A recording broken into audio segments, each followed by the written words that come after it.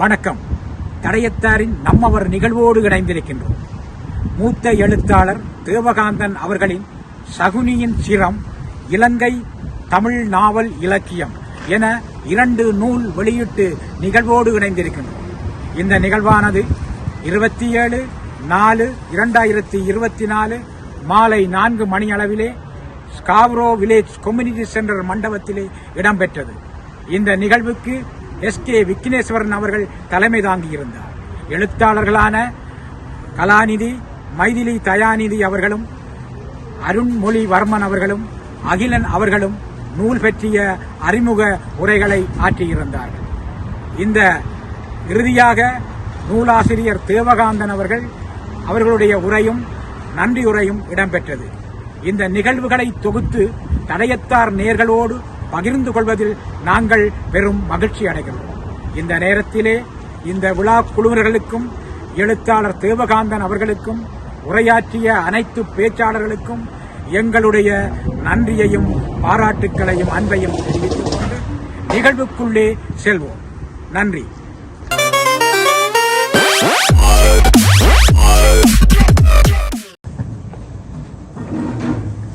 நூலாசிரியர் தேவகாந்தன் அவர்களுக்கும் அவருடைய நூல்களை பற்றி உரையாற்ற வந்திருக்கும் நண்பர்களுக்கும்,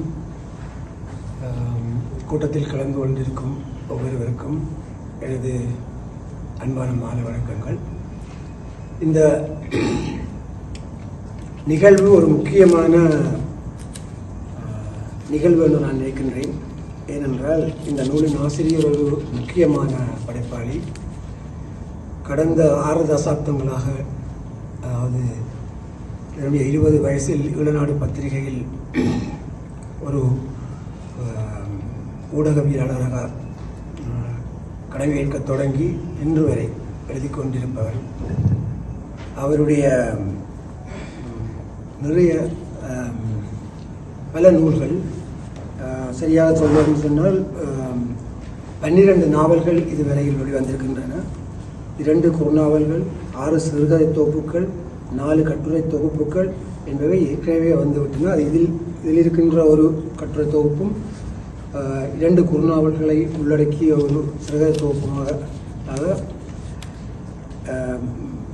இவ்வளவு நூல்களை எழுதி வெளியிட்ட பின்னாலும் இன்னும் வெளிவருவதற்கான பல நூல்கள் அவர் கையில் இருக்கின்றன.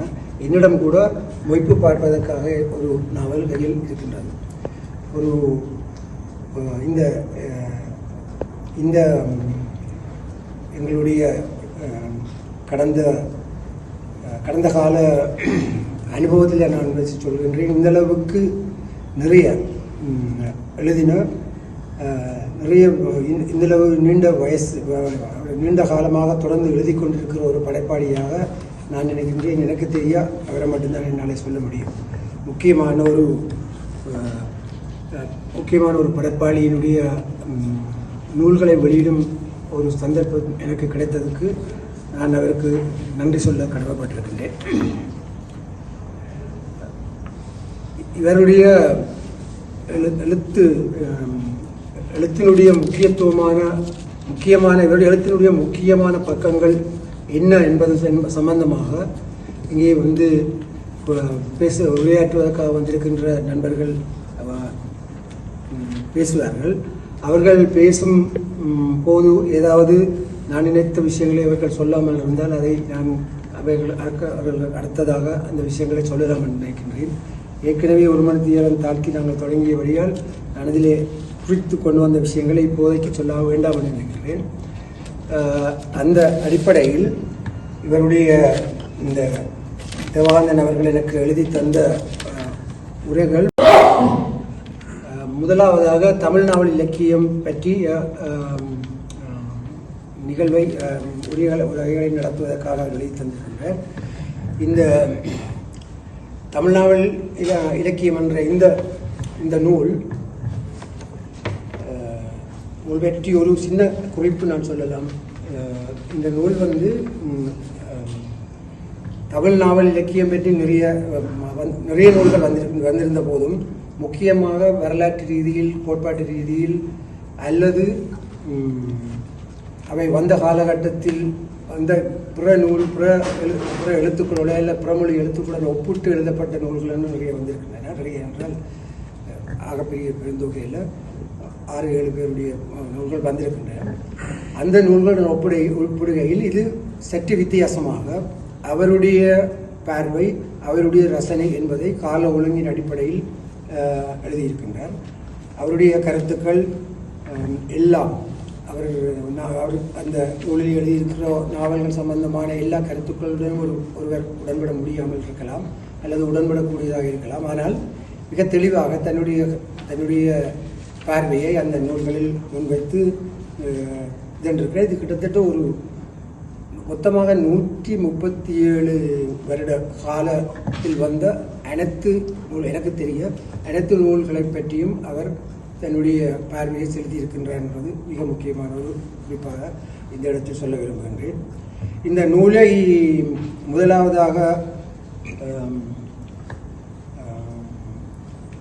தன்னுடைய நூல் பற்றிய தன்னுடைய அனுபவத்தையும் கருத்தையும் சொல்ல முதலாவதாக வரப்போவர் அருள்மொழிவர்மன் அவர்கள். இந்த நாட்டுக்கு நான் இதில் இருக்கிற எல்லாருமே நான் வருவதற்கு முன்னும் வந்தவர்கள். அதனுடைய அவர்களை பற்றி நான் அறிமுகம் செய்ய வேண்டிய அவசியமில்லை. அருள்மொழிவர்மன் ஒரு முக்கியமான கலை, இலக்கியம், அரசியல், சமூக செயற்பாடு என்று பல விடயங்களில் மிக ஆதாரம் செலுத்தி வருகின்ற ஒரு இளம் தலைமுறையைச் சேர்ந்தவர், எங்களுக்கு அடுத்த தலைமுறையைச் சேர்ந்தவர்.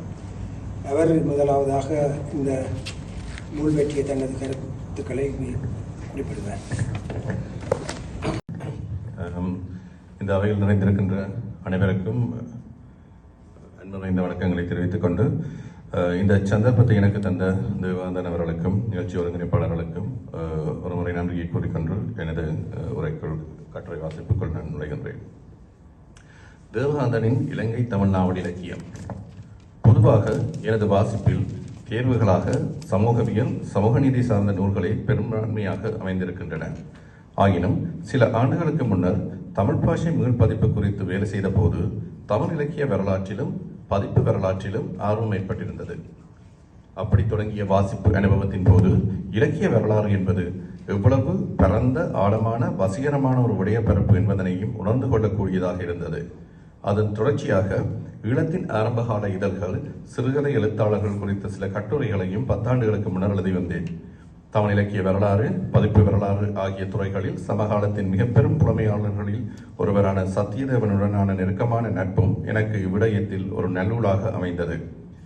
அதன் தொடர்ச்சியாக ஏற்பட்ட ஆர்வத்தில் தமிழ் இலக்கிய வரலாற்று நூல்களை படிக்கவும் ஆரம்பித்திருந்தேன். ஆயினும் இடையில் வெவ்வேறு விடயங்களில் கவனம் குவிக்க வேண்டிய தேவை ஏற்பட்டதால் நான் திட்டமிட்ட அளவுக்கு தமிழ் இலக்கிய வரலாறு குறித்த நூல்களை என்னால் படிக்க முடியவில்லை. அந்த போதமையுடனேயே இலங்கை தமிழ் நாவல் இலக்கியம் எனும் தேவகாந்தனை இந்த நூல் குறித்த எனது கருத்து பகிர்தலை செய்து கொள்கின்றேன். ஈழத்து படைப்பாளிகளை பொறுத்தவரை நீண்ட காலமாகவும் தொடர்ச்சியாகவும் இயங்கிக் கொண்டிருந்தவர்கள் மிக குறைவு. அப்படி எழுதி கொண்டிருப்பவர்களில் காத்திரமான எழுத்துக்களை தொடர்ச்சியாக தந்து கொண்டிருக்கும் அரியவர் தேவகாந்தன். 1985 வெளிவந்த உயிர் பயணம் என்கிற நாவலே நூலுறு பெற்ற அவரது முதல் எழுத்து. இன்று வரை 12 நாவல்கள், 7 சிறுகதை தொகுப்புகள், 5 கட்டுரை தொகுப்புகள், 2 குறுநாவல்கள் என்ற நீண்ட பட்டியலுடையவை அவரது எழுத்துக்கள். இலங்கை தமிழ் நாவல் இலக்கியம் ஒரு வரலாற்று திறனாய்வு நிலை நோக்கு என்கின்ற இந்த நூல் காலச்சுவடு வெளியீடாக ரஷ்மியின் அழகான அட்டைப்பட வடிவமைப்புடன் அக்டோபர் 2021 வெளிவந்திருக்கின்றது. இந்த அட்டைப்படம், அந்த புத்தகம் இருக்குது. இந்த படம் எனக்கு இதில் முக்கியமான சொல்ல வேண்டிய விஷயம் என்று சொல்லி சொன்னால், இந்த அட்டைப்படத்தில் நீங்கள் பார்த்தீங்கன்னா முன்னுக்கு அசன்பே சரிதம் இருக்கும், அசன்பேயின் கதை. அதுக்கு பின்னால் மோகனாங்கின்ற புத்தகத்தின் அது தெரிஞ்சும் தெரியாமலும் அதன் மோகனாங்கின் எழுத்துக்கள் தெரியும், ஆனால் புத்தகம் வடிவாக தெரியாமல் இருக்கும். அப்போ உண்மையாக மோகனாங்கின்ற வரலாறு அப்படித்தான் இருந்தது. மோகனாங்கின்ற ஒரு புத்தகம் வந்ததாக பதிவுகள் இருந்தது. அந்த புத்தகம் இருக்குதா இல்லையா, அது வேறொரு கதைன்ற மொழிபெயர்ப்பா, சுருக்கமான கதையா, நாவலா, இது எதுவுமே நீண்ட காலம் தெரியாமல் இருந்தது. நண்பர் சத்யதேவன் தான் கிட்டத்தட்ட ஒரு 10 வருஷம் தேடி கடைசி அந்த புத்தகத்தை கண்டுபிடிச்சு அதை பிறகு பதிப்பிச்சிருந்தவர். அப்போ எனக்கு டக்குன்னு இந்த புத்தகத்தின் அட்டையை பார்த்த உடனே அதுதான் தெரிஞ்சது, மறைஞ்சிருந்த தெரிஞ்சும் தெரியாமல் மறைஞ்சிருந்த மோகனாங்கிட்டு. ஸோ எனக்கு அது நல்லா பிடிச்சிருந்துச்சு இந்த அட்டை. இந்த நூலில் எண்ணுரையில் இலங்கை தமிழ் நாவல் பற்றிய ஆய்வுகளும் விமர்சனங்களும், இந்த நூலில் இருக்கிற தேவானந்தன் எண்ணுரையில் இலங்கை தமிழ் நாவல் பற்றிய ஆய்வுகளும் விமர்சனங்களும் நம்மிடையே போதுமானவையாக இல்லை என்பதாய் பலருக்கும் ஒப்ப முடிந்திருக்கும் அபிப்பிராயமே இந்த நூலாக்கத்தின் பிரதான காரணம் என்று குறிப்பிடும் தேவகாந்தன் தொடர்ந்து இதுவரை எழுதப்பட்ட ஈழத்தமிழ் நாவல் வரலாறுகளின் மேலும் அவற்றின் அடிப்படையான திறனாய்வுகள் வரலாற்று கால பகுப்புகளின் மேலுமான அதிருப்தியை முனைப்போடு வெளிப்படுத்தாமல் புதிய கருத்துக்களின் அடைதல் சாத்தியமில்லை. ஆயினும் பற்பல அறிஞர்களின் அறிவுப்புல தேடல்களினதும் கண்டடைவுகளினதும் தளங்களில் இருந்தே இப்பிரதி கொண்டிருக்கும் தரிசன விகாசம் சாத்தியமாயிற்று என்பதை இந்த இடத்தில் ஒப்புக்கொள்வது அவசியம். அவை நூல்களாகவும் கட்டுரைகளாகவும் 100க்கும் மேலானவை. எனினும் அதிக பயன்பாட்டில் எடுத்துக்கொண்டவை பற்றிய பட்டியல் உசாத்துணை நூல் பகுதியில் தரப்பட்டுள்ளது. ஆய்வு ரீதியாகவோ கல்விப்புல அமைப்பு ரீதியாகவோ தன் தெளிவுகளை முடிவுகளை முன்வைக்க இது முயன்றிருக்கவில்லை. இந்நூலின் கருத்துக்கள் ஒரு ஆய்வு மாணவ நிலையில் வாசிப்பை தீவிரமாய் கொண்டு அடைந்ததிலான பெறுபவர்களே. இவை மேலும் விசாரணைக்கு உட்படுத்தப்படுவதன் அவசியம் கொண்டவை என்பது இங்கு குறிப்பிடத்தக்கது என்று குறிப்பிடுகின்றார். இந்த உசாவலை செய்யும் நோக்குடனான இந்த நூல் மூனா நித்யானந்தனின் நீண்ட முன்னுரையையும் அதைத் தொடர்ந்த 17 அத்தியாயங்களையும் கொண்டுள்ளது. இந்த நூலினூடாக தேவகாந்தன் முன்னெடுக்க விரும்பிய உரையாடலை நகர்த்திச் செல்லும் பொருட்டு இந்நூல் வாசிப்பு நிலைப்படுத்திய தெரிப்புகளை பகிர்ந்து கொள்வதாக இக்கட்டுரை அமைய உள்ளது. நாவலின்கிற வடிவத்தையும் நவீனத்துடன் தொடர்புறுத்தி பார்க்கின்ற வழக்கம் பொதுவாக இருக்கின்றது. தென்னாசிய சமூகங்களில் நிலவிக் கொண்டிருந்த இறுக்கமான சமூக அமைப்பில் மாற்றங்கள் தேவை என்கின்ற குரல்களும் அவற்றுக்கான நடவடிக்கைகளும் மேலோங்க தொடங்கிய காலத்திலேயே நாவலின் வருகையும் நிகழ்கின்றது. இந்த நூலில் தேவகாந்தனும் முன்னுரையில் மூனா நித்யானந்தனும் குறிப்பிடும் வங்காளத்தில் வந்த முதல் நாவலான துர்கேச நந்தினியும், மலையாளத்தில் வெளிவந்த நாவலான இந்துலேகா, சிங்களத்தில் வெளிவந்த முதல் நாவலான வாசன வந்த சா காலக்கண்ணி பவுல, தமிழின் முதல் நாவலான பிரதாப முதலியார் சரித்திரம் என்பன அன்றைய கால ஒழுங்குடன் ஒப்பிட்டு பார்க்கின்ற போது பெண் விடுதலை கருத்துக்களை பேசிய வகையாக அமைவது குறிப்பிடத்தக்கது. ஆயினும் மேற்கில் ஆங்கில நாவல் வடிவம் தோன்றி ஒரு நூற்றாண்டுக்கு பின்னரே தமிழில் நாவல் தோன்றியது என்பதை குறிப்பிடும் தேவகாந்தன் அதற்கான காரணத்தை தமிழ் சூழலில் காவிய பண்பு வாய்ந்த படைப்புகளுக்கேற்ற பொருளியலும் அறவியலும் சார்ந்த சமூக அமைப்பாகவே இருந்தமையை குறிப்பிடுகின்றார். அதே போல தமிழ் உரைநடை வளர்ச்சியின் போதாமை அரசியல் மத பிரச்சாரங்களுக்கு குந்தகமாக அமைந்தது போல நாவல் இலக்கியத்தின் தோற்றத்துக்கு இடையூறாக அமைந்தது என்பதனையும் குறிப்பிடுகின்றார். எளிமையான தமிழ் வசன நடைக்கான தேவையை உணர்ந்து அதற்காக உழைத்த வீரமாமுனிவரையும் பின்னர் பாரதியையும் குறிப்பிடும் தேவகாந்தன் இவற்றின் விளைவாக 19ஆம் நூற்றாண்டின் நடுப்பகுதிக்கு மேலே தமிழ் உரைநடையை ஆரம்பகால நாவலுக்குரிய திறனுடையதாக ஆகியது என்றும் குறிப்பிடுகின்றார். முன்னரே குறிப்பிட்டதைப் போல இந்த நூல் முழுமையும் தேவகாந்தனின் நோக்கிலிருந்தும் அவரது வாசிப்பின் பகிர்விலிருந்தும் கிடைக்கின்ற தரவுகளும் அவற்றின் மூலமான கண்டடைவுகளாலும் நிரம்பி இருக்கின்றன. உரையாடல் நோக்கில் எனது வாசிப்பின் மூலமான சில விடயங்களை இங்கே குறிப்பிட விரும்புகின்றேன். தமிழ் நாவல்களின் வரலாறு குறித்த ஆய்வுகளை செய்தவர்களில் முக்கியமான ஒரு திறப்பை செய்தவர் கமில் ஸ்வெலபிள். 1974 ரீடாவுடன் இணைந்து தொகுத்த history of Indian literature in volume 10 Dravidian literature Tamil literature என்கின்ற ஆய்வை இவர் செய்கின்றார். இதில் சில விடுபடல்கள் இருந்தன. குறிப்பாக தமிழின் முதலாவது வரலாற்று நாவலான மோகனாங்கி இதில் முழுமையாக தவறவிடப்பட்டிருந்தது. இதன் தொடர்ச்சியாக 1986 வெளியான தமிழியல் ஜேர்னல் ஆஃப் தமிழ் ஸ்டடீஸ் 30 இடம்பெற்ற கமில் ஸ்வெலபிளின் தி ஃபர்ஸ்ட் 6 நாவல்ஸ் இன் தமிழ் என்கின்ற கட்டுரை மிக முக்கியமானது. இந்த கட்டுரையில் தொடக்ககால தமிழ் நாவல்கள் பற்றி ஆராய்ந்த தமிழறிஞர்கள் விட்டுள்ள இடைவெளிகளும் விடுபடல்களும் தம் போன்ற மேல்நாட்டு ஆய்வாளர்களை தவறாக செல்வதற்கு வழிவகுத்தது என்று சுட்டும் கமில் ஸ்வெலபிள் கூற்று நாம் அவதானிக்க வேண்டியது. இதற்கு பின்னால் இருக்கின்ற அரசியல் நாம் நிச்சயம் பார்க்க வேண்டியதென்றாலும் அதன் விரிவெஞ்சி இங்கு தவிர்த்துக் கொள்கின்றேன். இந்த கட்டுரையில் கமில் ஸ்வெலபிள் தமிழின் முதல் 6 நாவல்களை பின்வருமாறு பட்டியலிடுகின்றார்.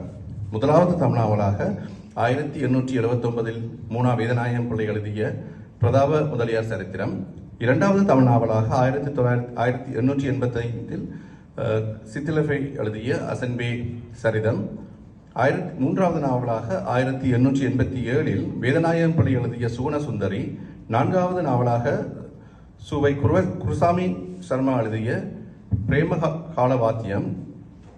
ஐந்தாவது நாவலாக சரவணமுத்து பிள்ளை எழுதிய மோகனாங்கி. ஆறாவது நாவலாக ராஜம் ஐயர் எழுதிய கமலாம்பி பால் சரித்திரம். ஆயினும் இந்த நூலில் தேவகாந்தன் தமிழின் முதல் 3 நாவல்கள் என பொதுவாக ஏற்கப்பட்டவை என்று பிரதாப முதலியார் சரித்திரம், கமலாம்பாள் சரித்திரம், பத்மாவதி சரித்திரம் ஆகியவற்றையே குறிப்பிடுகின்றார். தமிழ் நாவல் வரலாற்றை இப்படியான ஒரு ஒழுங்கில் அமைக்க விரும்பினவர்கள் காணாசு, அசோகமித்திரன். குறிப்பாக காணாசுண்ட தமிழ்ந்த முதல் 5 நாவல்களில் இந்த ஒழுங்குலாம் அவர் திருப்பி வலியுறுத்தியிருப்பார். அதற்கு பின்னால் இருக்கின்ற அரசியலும் மேலே நான் கமல் சோழரின் கூற்றாக சுட்டிக்காட்டியிருந்த தொடக்கால தமிழ்நாவல்கள் பற்றி ஆராய்ந்த தமிழர்கள் விட்டுள்ள இடைவெளிகளும் விடுபடல்களும் ஒருமித்தவையே. இவற்றில் நாம் கவனமாக இருத்தல் வேண்டும்.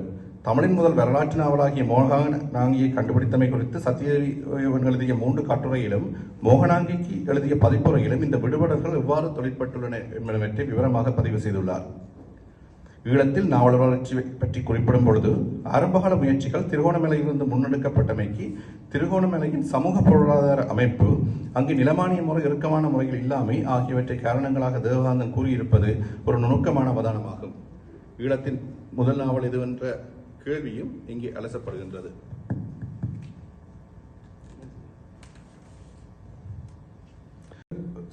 சில்லையூர் செல்வராசன் ஊசோன் பாலந்தையை ஈழத்தின் முதல் நாவலாக குறிப்பிடுகின்றார். நாவனா சுப்பிரமணியன் வீரசிங்கின் கதை அல்லது சர்மார்க்க ஜெயத்தை ஈழத்தின் முதல் தமிழ் நாவலாக குறிப்பிடுகின்றார்.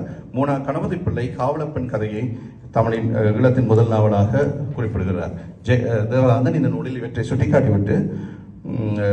சுட்டிக்காட்டினாலும் தேவகாந்தன் சித்திலப்பை எழுதி 1885 வெளிவந்த அசன்பேயின் கதையே ஈழத்தின் முதல் நாவல் என்பதை தர்க்கபூர்வமாக முன்வைக்கின்றார். இந்த இடத்தில் என் செல்வராஜா ஈழத்தின் தமிழ் நாவலிகள் என்ற பெயரில் செய்திருக்கின்ற கால ஒழுங்கிலான பட்டியலாக்கத்தின் முக்கியத்துவத்தையும் சுட்டிக்காட்ட விரும்புகின்றேன். இதில் வெவ்வேறு காரணங்களுக்காக சில்லையூர் செல்வராஜன், நாவனா சுப்பிரமணியன், மூனா கணபதி பிள்ளை ஆகியோர் வெவ்வேறு நாவல்கள் ஈழத்தின் முதல் நாவல் என்று சொல்லி சொன்னாலும் எப்படி அசன்பே சரித்திரத்தை முதல் நாவலும் அசன்பே சரித்திரம் ஈழத்தில் முதல் நாவல் என்றாலும் அது ஈழத்தை களமாக கொள்ள என்ற ஒரு விஷயத்தை வச்சு அது ஈழத்தின நாவலாக கொள்ளையிலா என்று சொல்லப்பட்ட வாதங்களையும் தேவானந்தன் தர்க்கபூர்வமாக அதில் சல்மான் ருஷ்டி இந்த நாவல் இதுகள் எல்லாத்தையும் வச்சு அது இதண்டி அசன்பேயின் சரிதம் தான் ஈழத்தின முதல் நாவல் என்ற விஷயத்தை இதில் நிறுவுகிறார். அது ஒரு முக்கியமான விஷயம் இந்த புத்தகத்தில். இந்நூலில் இலங்கை தமிழ் நாவல் வரலாற்றினை காலவகைப்பாடு செய்வதாக தேவகாந்தன் முற்பட்டுள்ளார். 30 ஆண்டுகள் கொண்ட காலப்பகுதிகளாக இந்த ஈழத்தமிழ் நாவல் வரலாற்றினை 4 பகுதிகளாக தேவகாந்தன் பிரிக்கின்றார்.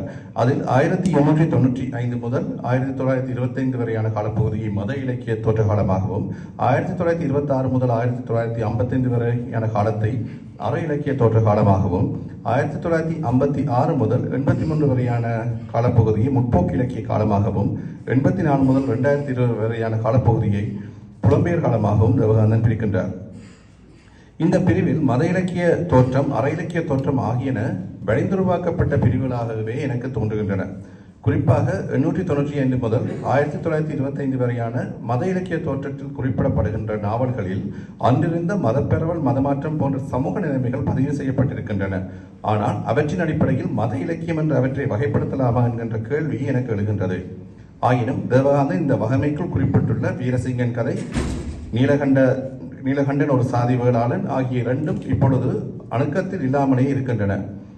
நொறுங்குண்ட இதயம் அச்சில் இருக்கிறது என்றாலும் இந்த 3 குறித்து தேவகாந்தனின் நூலில் பகிர்ந்துள்ள உள்ளடக்கத்திலும் அவற்றை மத இலக்கியம் என்று சொல்வதற்கான ஆதாரம் இல்லை என்றே கருதுகின்றேன். என் செல்வராஜாவின் ஈழத்து தமிழ் நாவல்களில் குறிப்பிடப்படும் இந்த நாவல்களின் சுருக்கத்திலும் இந்த நிலையை காணப்படுகின்றது. அதுபோல அற இலக்கிய தோற்ற காலம் குறித்து அடுத்த காலகட்டமான 1926 முதல் 1955 கிடைப்பட்ட ஆண்டுகள் அமைகின்றன. அக்காலத்தில் இலக்கிய விசேஷம் அறப்போதனைகளாக இருந்தமையை காண முடிகின்றது. அதற்கான இலக்கிய படைப்புகள் அதிகமாகவும் சிறந்தனவாகவும் இப்பகுதியில் காண முடியாவிட்டாலும் காலம் அவ்விசை கொண்டே இருந்திருந்தது என்று தேவகாந்தன் குறிப்பிடுகின்றார். அந்த காலப்பகுதி அறம் சார்ந்த உரையாடல்கள் நிகழ்ந்தது என்பதை வைத்து தேவகாந்தன் இந்த முடிவுக்கு வந்திருக்கிறார் என்று நினைக்கின்றேன். ஆனால் இந்த காலப்பகுதியில் வெளிவந்த எந்த நாவல்களை கொண்டு இந்த முடிவுக்கு தேவகாந்தன் வந்திருக்கிறார் என்று குறிப்பிடப்படாமையால் இதுவும் ஒரு போதாமையாகவே எனக்கு படுகின்றது. இதே போல முற்போக்கு இலக்கிய காலத்தினை 1956 முதல் 83 என்று முன்னர் வகைப்படுத்தியிருந்த தேவகாந்தன் நூலின் பிற்பகுதியில் இதனை பல்குனி காலம் என்கின்ற பெயரில் அழைக்கின்றார்.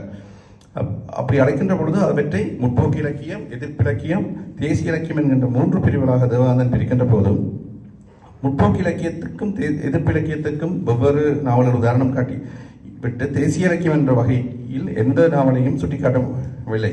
இதனால் இந்த நாவல் இந்த வகைப்பிரிப்பு எனக்கு ஒரு விதத்தில் ஒரு போதாமையாகவே இருக்கின்றது. குறிப்பாக முற்போக்கு இலக்கிய காலம் என்கின்ற காலப்பகுதியில் முற்போக்கு இலக்கியங்கள் எழுந்தன. முற்போக்கு இலக்கிய காலம் என்ற போதில் முற்போக்கு இலக்கியங்கள் எழுந்தன. அதுபோல பின்னர் குறிப்பிடப்படுகின்ற புலம்பெயர் இலக்கியம் என்கின்ற காலப்பகுதியில் புலம்பெயர் இலக்கியங்கள் எழுந்தன. ஆனால் அவற்றை வைத்துக்கொண்டு முன் குறிப்பிட்ட அற இலக்கிய காலம், மத இலக்கிய காலம் என்கின்ற வகைப்படுத்தல்கள் இந்நளவில் சற்று போதாமையானவையாக இருக்கின்றன என்பதை சுட்டிக்காட்ட வேண்டும். இந்த நூலின் பிற்பகுதி தேவகாந்தன் வெவ்வேறு காலப்பகுதியில் வந்திருக்கின்ற மலைய இலக்கியம், புலம்பெயர் இலக்கியம், சமகால இலக்கியம், சோதனை இலக்கியம் போன்றவற்றை பற்றிய நாவல்களை குறிப்பிட்டு அவற்றை பற்றிய சுருக்கங்களையும் அவை பற்றிய தனது விவரக்குறிப்புகளையும் தந்துள்ள பகுதியாக இந்த நூலின் பிற்பகுதி அமைகின்றது. அது அந்த நாவல் போக்கு என்பதை தவிர இழத்த நாவல் இலக்கியம் என்கின்ற பற்றிய அறிமுகமாகவே அதன் பிற்பகுதி அமைந்திருக்கின்றது. அந்த வகையில் இந்த நூலின் முக்கியமான பகுதியாக நான் காணுவது என்னவென்றால், இடத்து நாவல் இலக்கியம் பற்றிய ஒரு நவீன வாசிப்பினை சமகாலத்தில் வந்த இலக்கியங்களுடன் ஒப்பிட்டு எழுதப்பட்ட ஒரு முக்கியமாக இருக்கின்றது. அதே நேரத்தில் இந்த நூலில் நான் சுட்டிக்காட்டிய சில விடயங்களும் உள்ளடக்கப்பட்டிருந்தால் இந்த நூல் இன்னும் ஒரு முழுமையான உரையாடலை நோக்கி செல்லும் என்கின்ற வகையில் அந்த உரையாடலையும் இங்கே இணைக்க வேண்டும் என்று கேட்டுக்கொண்டு எனது உரையை நிறைவு செய்து கொள்கின்றேன். நன்றி. நன்றி அருள்வர்மன். இந்த நூல் பற்றிய தன்னுடைய வாசிப்பையும் அதில் வந்துள்ள விடயங்கள் பற்றிய விடயப்பரப்பில் இருக்கின்ற விஷயங்கள் பற்றிய தன்னுடைய கருத்துக்களையும் முன்வைத்தார்கள் அருள்வர்மன் அவர்கள். இந்த நூல் உண்மையில் ஒரு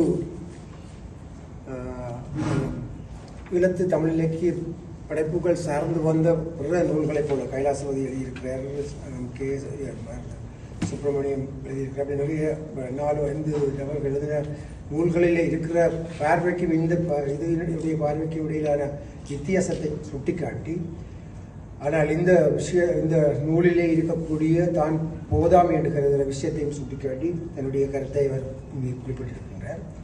இந்த நூல் தொடர்பாக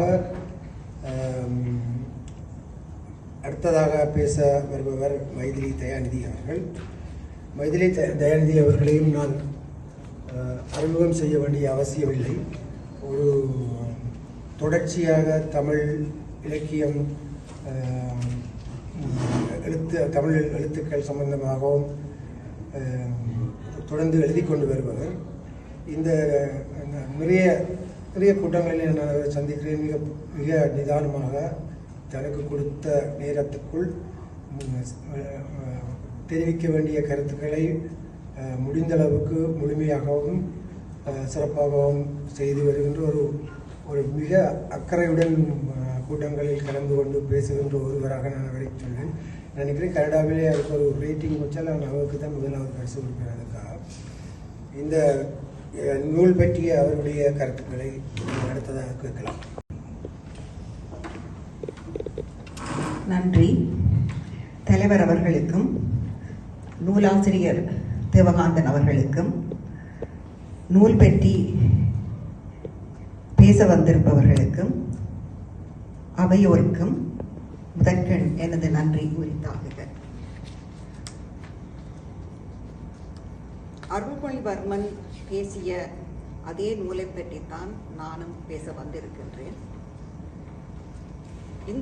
அந்த நூல் குறித்த ஓர் அறிமுக உரையை வழங்குமாறு எனக்கு தேவகாந்தன் அவர்கள் கேட்டிருந்தார். 20-25 நிமிடங்கள் 20-25 நிமிடங்கள் வரை என்னுடைய பேச்சு அமையலாம் என்று அவர் சொல்லியிருந்தார். எனவே அதற்கேற்ற மாதிரி தான் நான் என்னுடைய பேச்சை தயாரித்து கொண்டு வந்திருக்கிறேன். நேரத்தை பார்த்து வாசித்து ஒரு முறை வாசித்து பார்த்து பிறகு தேவையில்லாத பகுதிகள் நேரத்தை கணித்து அந்த பகுதிகளை நான் நீக்கியும் இருக்கின்றேன். சில பகுதிகள், சில விஷயங்கள் அருள்மொழிவர்மன் அவர்கள் சொன்ன விஷயங்களே நானும் சொல்ல வேண்டி இருக்கும். ஆனால் அதை என்னுடைய மொழியில் கூறுவதாக இருக்கும். காலச்சுவடு பதிப்பகம் 2021 ஆண்டு வெளியிட்ட தேவகாந்தனின் இலங்கை தமிழ் நாவல் இலக்கியம் ஒரு வரலாற்று திறனாய்வு நிலை நோக்கு என்ற நூலை அறிமுகப்படுத்துவதில் மகிழ்ச்சி அடைகிறேன். இந்த நூலின் முகப்பை 2 பழைய தமிழ் நூல்களின் அட்டைகள் அலங்கரிக்கின்றன. அது பற்றி அருள்மொழிவர்மன் அவர்கள் ஏற்கனவே குறிப்பிட்டிருக்கிறார். இந்த நூல்களின் அட்டைகளை நூலின் முன்னட்டையில் பதித்தமைக்கு முக்கிய காரணங்கள் கூட சுந்தரராஜனும் சிவபாத சுந்தரமும் எழுதிய தமிழ் நாவல் நூற்றாண்டு வரலாறும் வளர்ச்சியும் என்ற நூலில் அசன்பேயுடைய கதை இலங்கையை களனாக கொண்டிராத காரணத்தால் இலங்கை தமிழ் நாவல் அல்ல என்று கூறப்படுகிறது. அந்த கருத்தை மறுதலித்து தேவகாந்தன் அவர்கள் அசன்பேயுடைய கதை முழுதுமே முழு இலங்கை இலக்கியத்துக்குமே பொதுவானது என்று வாதாடி தனது நிலைப்பாட்டை, தனது கருத்தை நிலைநாட்டுகிறார்.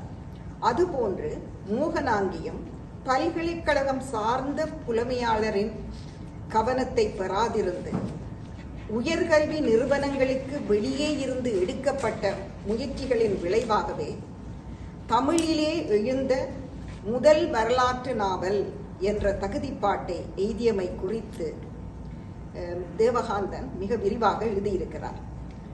நூலாசிரியர் தன் கவனத்தை குவித்து மிகுந்த அக்கறையுடன் எழுதிய பகுதிகள் இவை. இந்த 2 நாவல்களுக்கும் இந்நூலில் விசேடம் உண்டு.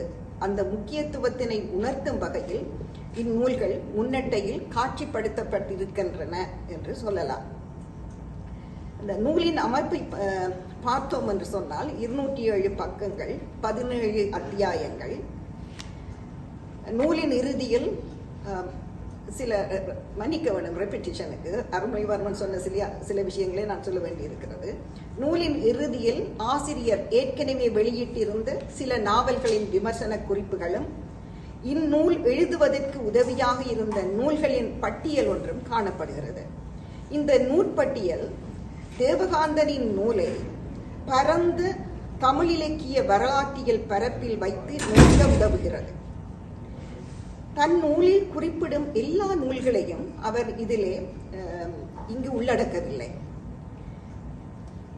அடுத்ததாக இந்த நூலை நான் எப்படி வாசித்தேன் என்று சொன்னால், தேவகாந்தனுடைய எண்ணுரை என்ற பகுதியில் இருந்து இந்த நூலை நான் வாசித்து முடித்த பின்னர் தான் நித்யானந்தன் அவர்களுடைய 34 பக்கங்களில் அமைந்த முன்னுரையை நான் வாசித்தேன்.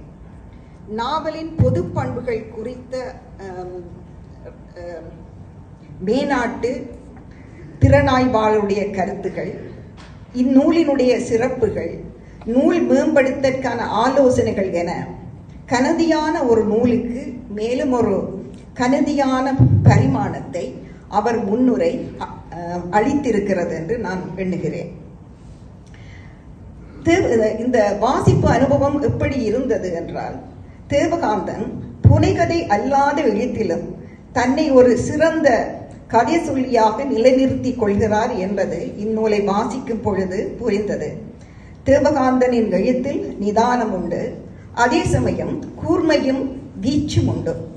ஒரு சுவாரஸ்யமான நாவல் ஒன்றை படிப்பது போன்ற எண்ணம் அடிக்கடி என்னுள் எழுந்தது.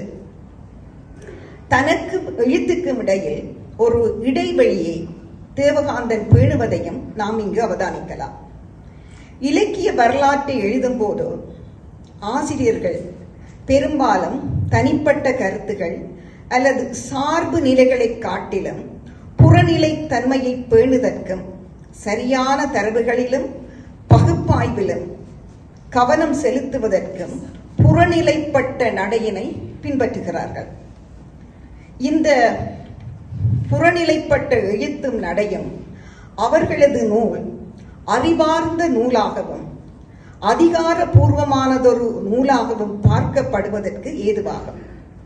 தேவகாந்தன் தானும் ஒரு நாவலாசிரியராக இருப்பதாலும் தனது நாவல்களையும் நூலில் உள்ளடக்க வேண்டி இருந்ததாலும் இந்த விடயத்தில் மிக்க அவதானமாக இருந்துள்ளார் என்பது தெரிகிறது. இலங்கை தமிழ் நாவல் வரலாற்றை எழுதுவதற்கு வரலாற்று திறனாய்வு அணுகுமுறையை கடைபிடித்ததாக ஆசிரியர் கூறுகிறார். தோற்றுவா என்ற பகுதியின் ஆரம்பத்தில் ஆசிரியர் நாவல் இலக்கியமானது திட்டமாய் உருவாக்கப்பட்டதில்லை, அது சமூக மாற்றத்தின் தவிர்க்க முடியாத ஒரு விளைவு என்று கூறுவது மிகுந்த கவனத்துக்குரியது. வரலாற்று காலகட்டங்கள் ஊடாக அரசியல், பொருளாதார, சமூக நிலைமைகளுக்கேற்ப நாவல் எவ்வாறு மேற்கில் தோன்றி கிழக்கில் பயணித்த கதையை இந்நூல் வாயிலாக ஆசிரியர் எடுத்துரைக்கிறார். அத்துடன் நாவல்கள் குறித்த விமர்சன ரீதியான மதிப்பீடுகளையும் செய்கிறார். 2 எடுத்துக்காட்டுகளை சொல்லலாம். வன்னி எழுத்தாளர் ஒருவரின் நாவல் பற்றி பேசும்பொழுது, கதை சொல்லலுக்கு அப்பால் இலக்கிய வளம் சார்ந்ததாய் அதன் புனைவும் கட்டுமானமும் அமையவில்லை என அது பற்றிய மதிப்பீட்டினை செய்ய முடியும் என்கிறார்.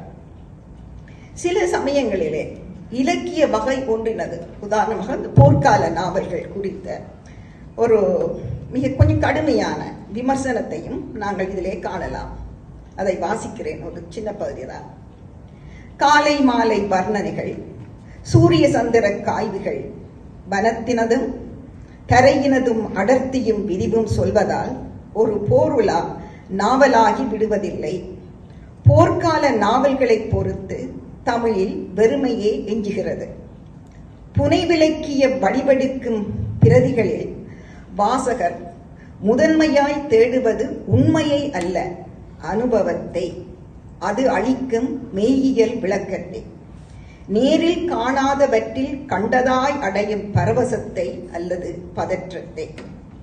இலங்கை போர்க்கால புலிகள் ஆதரவு, எதிர்ப்பு, நடுவுநிலை என்ற எந்த தளத்தில் இருந்து வெளிவந்த நாவல்கள் திருப்தியை தரவில்லை என்று தன் மதிப்பீட்டை முன்வைக்கிறார். இவ்வாறு வரலாறும் மதிப்பீடும் சார்ந்து இந்த நூல் எழுதப்பட்டிருக்கிறது. இந்த நூலில் வரலாற்று காலகட்டங்களை மையமாக கொண்டு தமிழ் நாவல்களை ஒழுங்கமைப்பதன் மூலமும் அரசியல், சமூக, பொருளாதார, சூழலியல் செய்திகளை விவரிப்பதன் மூலமும் தேவகாந்தன் இலங்கை தமிழ் நாவல் இலக்கியத்தின் வளர்ச்சியை வரலாற்று கட்டமைப்புக்குள் உட்படுத்தி விளக்குகிறார். மாற்றமுற்று வரும் வரலாற்று சூழ்நிலைகளுக்கு ஏற்ப நாவலின் பாடுபொருளும் பண்புகளும் எவ்வாறு மாற்றத்துக்குள்ளாகின்றன என்பதை புரிந்து கொள்ள இந்த வரலாற்று அணுகுமுறை வாசகர்களுக்கு உதவுகிறது. மேலும் 1984ஆம் ஆண்டுக்கு முற்பட்ட வரலாற்று காலகட்டங்களில் எழுந்த எல்லா நாவல்களையும் அவர் குறிப்பிடவில்லை. அது என்ன பொறுத்தவரை அது ஒரு நல்ல விஷயம். என்ற கன பெயர்கள் இருந்தால் அவற்றை ஞாபகத்தில் வைத்திருப்பது மிக கஷ்டம் என்றபடியால் அவர் தெரிந்தெடுத்து அவருடைய தேர்வுகளைத்தான் நாங்கள் இந்த நூலிலே பார்க்கிறோம். அந்த தேர்வு எனக்கு சரியானது போலவும் சௌகரியமானது போலவும் பட்டது. அக்கால கட்டங்களின் இயல்புகளை சிறப்பாக பிரதிநிதித்துவம் செய்யும் பாங்கில் அமைந்த நாவல்கள் சிலவற்றுக்கே அவர் முதன்மை அளித்திருக்கிறார். நூல் அமைப்பை பற்றி பார்த்தோம் என்று சொன்னால், நாவல் என்பது மேநாட்டிலே குறிப்பிட்ட சமூக, பொருளாதார, அரசியல், தத்துவார்த்த பின்னணிகளில் தோன்றியதோர் இலக்கிய வடிவம் என்பது இந்நூல் வெளிப்படுத்தும் முக்கியமான சிந்தனையாகும். அடுத்து இந்த நூல் தரும் சிந்தனை, நாவலினும் புதிய வடிவம் உடனடியாக தனக்கே உரிய சகல பண்புகளுடனும் பிறந்துவிடவில்லை, படிப்படியாக தனது வடிவத்தை திருத்தி செழுமைப்படுத்தி கொண்டது என்பதாகும். இந்த சிந்தனைகளுக்கேற்பவே 1ஆம் அத்தியாயத்தின் தலைப்பு மேற்குலகில் ஒரு புத்திலக்கிய வடிவத்தின் தோற்றப்பாடு என்றும், 2ஆம் அத்தியாய தலைப்பு நாவல் வடிவச் செழுமையும் அர்த்த வியாபகமும் கொள்ளல் என்றும் தரப்பட்டிருக்கின்றன. இதனால் மேநாட்டிலும் இந்தியாவிலும் இலங்கையிலும் நாவல் இலக்கியத்தை பற்றி பேசும்போது முதல் நாவல்கள் பற்றி பேசித்தான் ஏனைய நாவல்கள் குறித்து ஆசிரியர் நோக்குகிறார். 3ஆம் அத்தியாயமான புத்திலக்கியத்தின் காவியத்திசை நகர்வு என்பது 19ஆம் நூற்றாண்டின் வங்காளத்தில் துர்க்கேச நந்தினி நாவலும் மலையாளத்தில் இந்துலேகாவும் முதல் நாவல்களாக தோற்றம் பெற்றன என்று கூறும் ஆசிரியர், தமிழின் முதல் நாவல்களாக மாயூரம் வேதநாயகம் பிள்ளையின் பிரதாப முதலியார் சரித்திரத்தையும் ராஜமையரின் கமலாம்பாள் சரித்திரத்தையும் மாதவையாவின் பத்மாவதி சரித்திரம் முத்து மீனாட்சி என்ற 2 நாவல்களையும் குறிப்பிடுகிறார். பத்மாவதி சரித்திரம் கலைத்துவமும் இழந்த நாவல் என்று கூறி முத்து மீனாட்சி பற்றியே விவரிக்கிறார். ஆனால் இந்த 2 நாவல்களையும் நான் வாசித்த காரணத்தினாலும், அதாவது பத்மாவதி சரித்திரத்தை நான் மிக இளம் வயதிலேயே வாசித்திருந்தேன், மிகவும் ரசித்து சுவைத்து படித்த நாவல் என்ற காரணத்தினால் நான் இவர் சொன்ன கருத்துக்கு மாறான கருத்தை தான் நான் கொண்டிருக்கின்றேன். 4ஆம் அத்தியாயம் மிக முக்கியமான அத்தியாயங்கள் ஒன்று என்பது என்னுடைய கருத்து. இலங்கையில் நாவல் இலக்கியம் தோன்றுவதற்கு தடங்கலாக இருந்த விடயங்களை ஆராய்கிறார். அத்துடன் அருள்மொழிவர்மன் குறிப்பிட்டது போல யாழ்ப்பாணத்தை விட திருகோணமலை ஏன் நாவல் இலக்கியம் தோன்றுவதற்கு உகந்த நிலைமைகள் உடையதாக இருந்தது பற்றியும் எழுதுகிறார். முதல் நாவல்கள் என்று அடையாளப்படுத்துவதில் தமிழ் இலக்கிய வரலாற்று ஆசிரியர்களுக்கு இருந்த தயக்கங்கள் குறித்தும் இங்கு பேசப்படுகிறது. அசன்பே சரிதம், மோகனாங்கி, ஊசோன் பாலந்தை கதை என்ற முதல் 3 இலங்கை தமிழ் நாவல்களையும் அவற்றின் பண்புகளையும் ஆராயும் அவர் அடுத்த அத்தியாயத்தில் இலங்கையின் நாவல் இலக்கிய காலகட்டத்தை ஒவ்வொன்றும் தோராயமாக 30 வருடங்கள் கொண்ட பகுதிகளாக பிரிக்கிறார். அதிலே 1895 தொடக்கம் 1925 மத இலக்கிய தோற்ற காலம் என்றும், 1926 தொடக்கம் 55 நினைக்கின்றேன் அதை அற இலக்கிய தோற்ற காலம் என்றும் குறிப்பிடுகிறார். இந்த மத இலக்கிய தோற்ற காலம், அற இலக்கிய தோற்ற காலம் என்ற கால பிரிவுகளின் பெயர்களுக்கான நியாயப்பாடு நூலில் போதுமானதாக இல்லை என்பது என் கருத்து. இது நாவல் என்ற இலக்கிய வகையை ஏனைய இலக்கிய வகைகளுடன் இணைத்து பார்க்காது தனித்து பார்த்ததால் வந்த பிரச்சனையாகலாம். அடுத்ததாக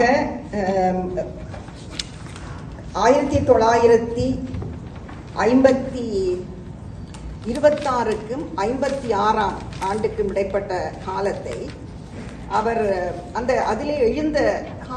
அதிலே எழுந்த நாவல்களை பற்றி பேசும் பொழுது அவர் அதிகம் முக்கியத்துவம் கொடுக்கவில்லை. 30 நாவல்கள், பாதி நாவல்கள் பத்திரிகை தொடராக வெளிவந்தன. சில நாவலுடைய பெயர்களை குறிப்பிடுகிறார்.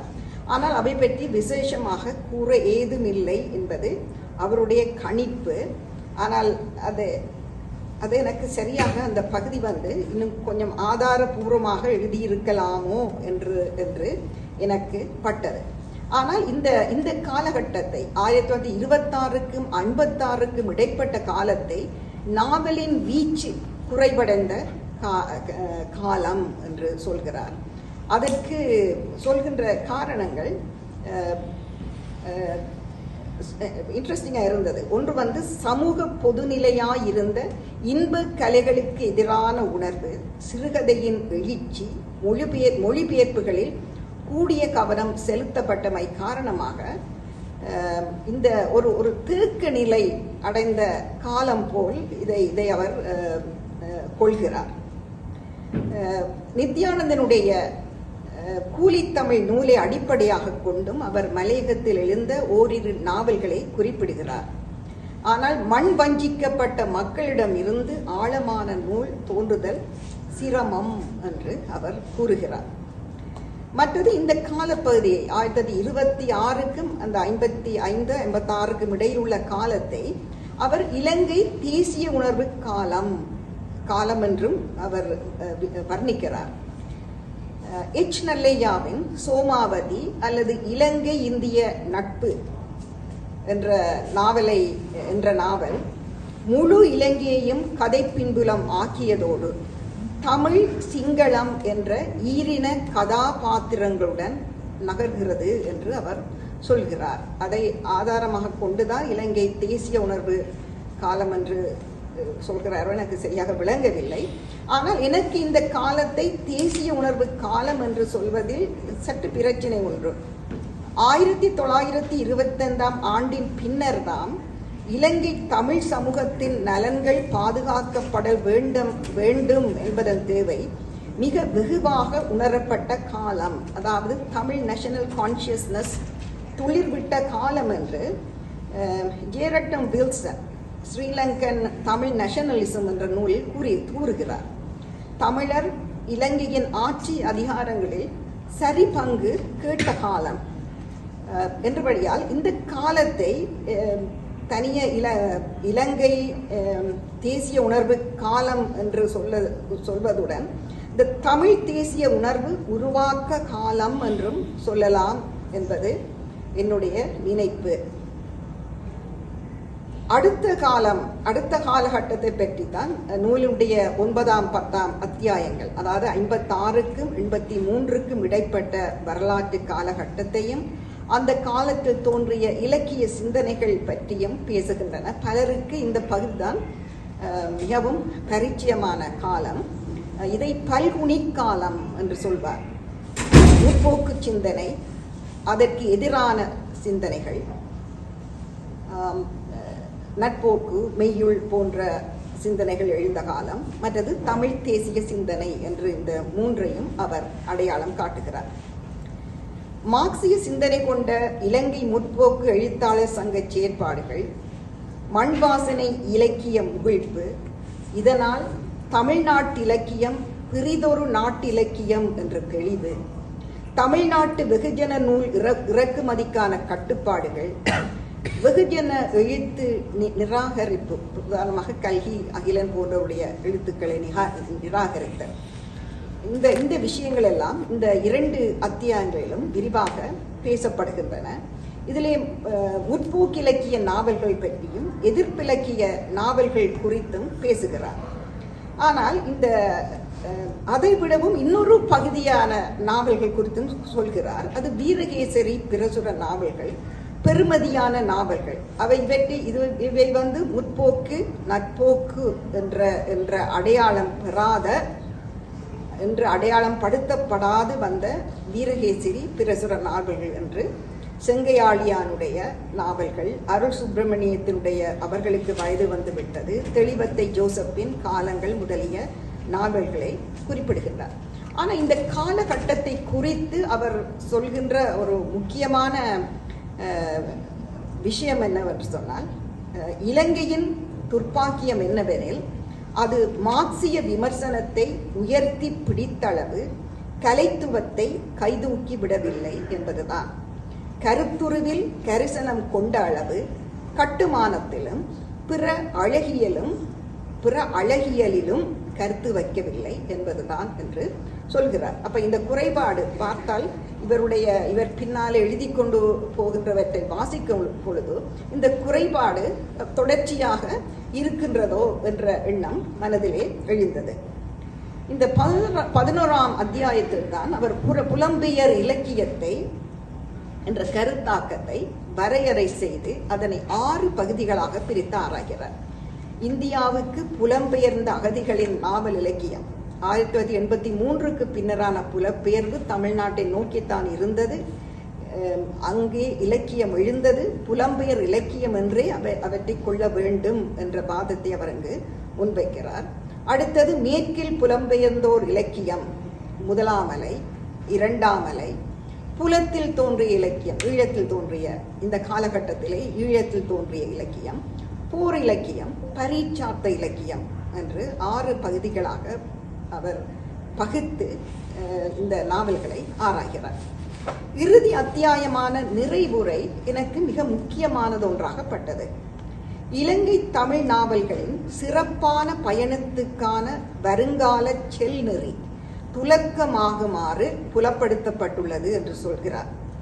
புலம்பெயர் எழுத்தாளர்களுக்கான பாடுபொருள்கள் ஆய்வு செய்து பெறப்பட வேண்டியது ஒன்று. அதாவது ஒரு நாவல் எழுதுவதென்ற இலங்கை எழுத்தாளருக்கு அந்த பிரச்சனை இல்லை, அதை கள ஆய்வு செய்ய வேண்டிய அவசியம் இல்லை, ஏற்கனவே அவர்களுக்கு மூலப்பொருள் இருக்கிறது.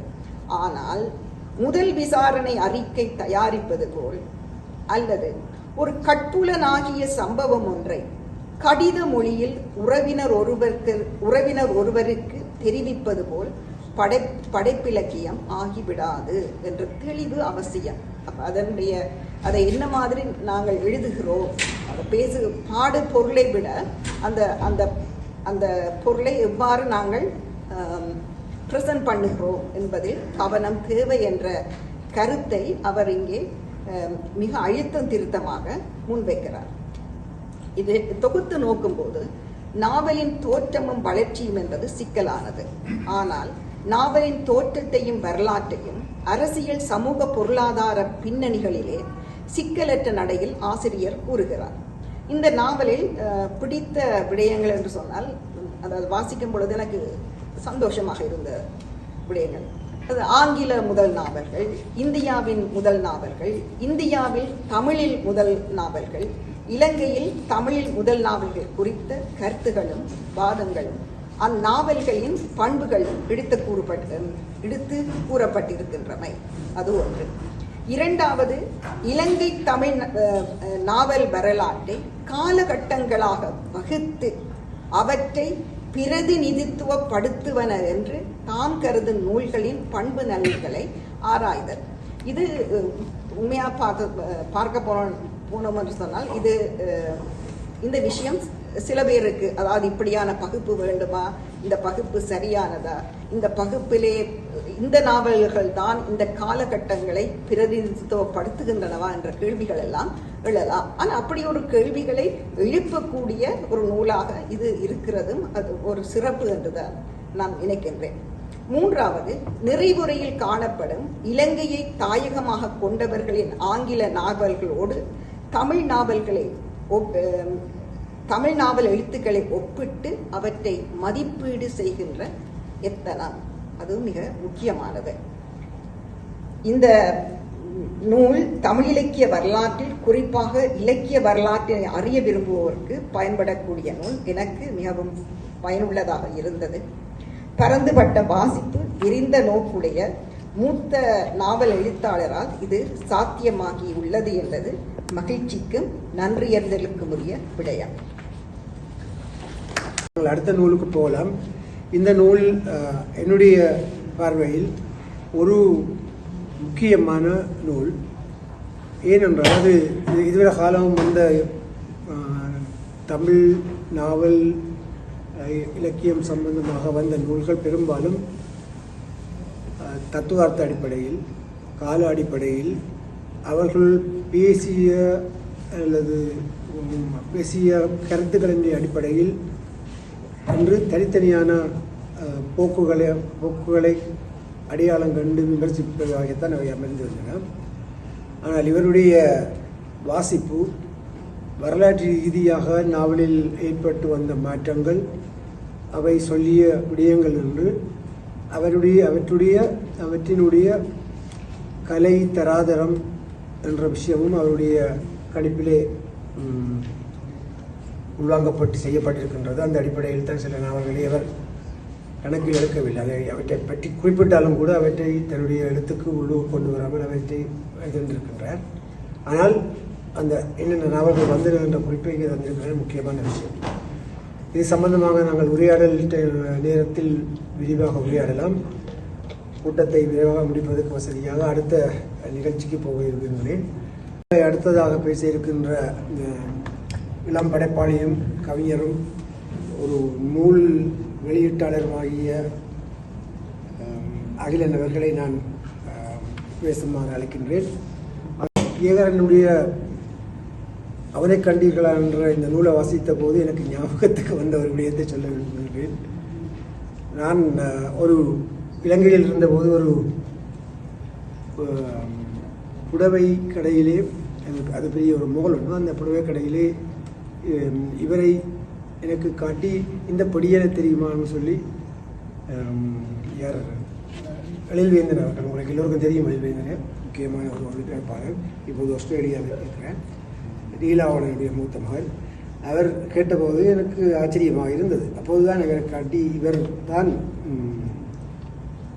மரணத்தின் வாசனை என்ற நூலின் ஆசிரியர். எனக்கு பெரிய ஆச்சரியமாக இருந்து இவரான்னு கேட்டேன். என்னால் அவ்வளோ சின்னப்படுகிற அந்த நேரம். அதான் நான் அவரை கடைசியாக சந்தித்தேன். அதுக்கு பிறகு நான் கனடாவில் தான் அவரை சந்தித்தேன். அதுக்கு பிறகு 2-3 சந்தர்ப்பங்களிலே அவர் பேசியதை, பேச்சுக்கள் சம்பந்தமான தன்னுடைய மாற்று கருத்தை தெரிவித்த சந்தர்ப்பங்களில் பார்த்துருக்கேன். மிக தெளிவாகவும் கராராகவும் உரையாற்றக்கூடியவர்கள், இளந்தலைமுறையைச் சேர்ந்தவர்கள். நான் என்னுடைய 3வது தலைமுறை நினைக்கிறேன், அருள்மொழிவர்மனுக்கு அடுத்த தலைமுறை. அவர் இந்த நூல் வெற்றி தேவகாந்தனுடைய சகுனியின் சிரம் என்ற குறுநாவல்களும் சிறுகதைகளும் அடங்கிய தொகுப்பு சம்பந்தமாக தன்னுடைய கருத்துக்களை தெரிவிப்பார். இந்த புத்தகம் குறித்து பேசுவதற்காக என்னை அழைத்தமைக்காக தேவகாந்தனைக்கு நன்றி. இங்கு வந்திருக்கிற அனைவருக்கும் வணக்கம். தேவகாந்தனின் மொழி அதிகமும் அழகான உரையாடல் தருணங்களால் நிரப்பப்படாதது. ஆனால் கனதியான கதை தருணங்களால் வாழ்வை எழுதும் சொற்கள் அவருடையவை. ஈழத்தமிழ் எழுத்தாளர்களில் தேவகாந்தன் ஒரு முதிர்ந்த யானையைப் போல இருக்கிறார். மெதுவான நடை, ஆனால் தேங்காத பயணம். எல்லா திசைகளிலும் வழியறிந்த யானை. தமிழ் சமூகம் அவரை கொண்டாடியது போதாது என்று அவரை படிக்கும் தோறும் தோன்றிக்கொண்டே இருக்க செய்பவை தேவகாந்தனின் சொற்கள். நான் முன்பொரு முறை சொன்னதைப் போல அரசியல் சதிர்களுக்கு அப்பால் போர்க்களத்தின் முன்பும் பின்புமான தமிழ் நிலத்தின் வாழ்வை அவருடைய சொற்கள் தீண்டியிருக்கின்றன.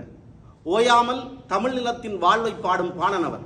இங்கே எழுதப்பட்டிருக்கும் இயக்க சண்டைகள், கட்சி சண்டைகள், சேரடிப்புகளை தாண்டி தமிழ் வாழ்வை அறிய எதிர்காலத்தின் வரலாற்றை கற்பவர் தேவகாந்தனைத்தான் படிக்க வேண்டும்.